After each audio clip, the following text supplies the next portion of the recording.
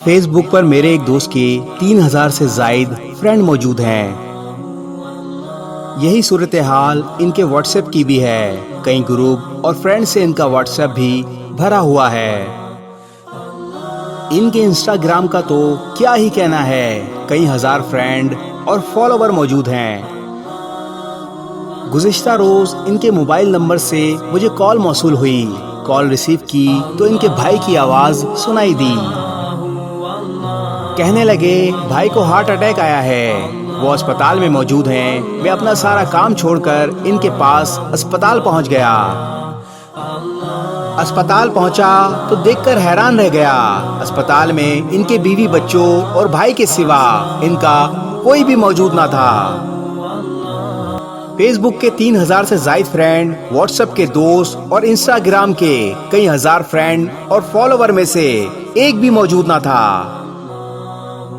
बहरहाल इनकी खैर और आफियत दरियाफ्त की तो कदरे बेहतर थे और 2 हफ्ते अस्पताल में रहने के बाद घर वापस आ गए। गुज़िश्ता रोज इनके घर गया तो कहने लगे आप ठीक कहते थे, मुसीबत के वक्त कई हजार फ्रेंड और फॉलोवर में से कोई भी सामने नहीं आएगा। इनकी ये बात सुनकर मैं मुस्कुरा दिया।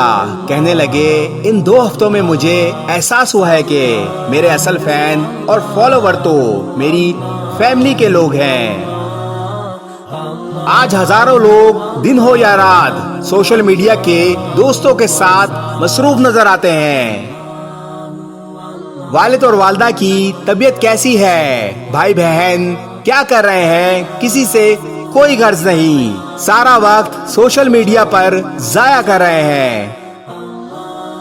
अपने कीमती वक्त की कदर करें, अपना वक्त उनको दें जो मुसीबत के टाइम आपके साथ खड़े हों।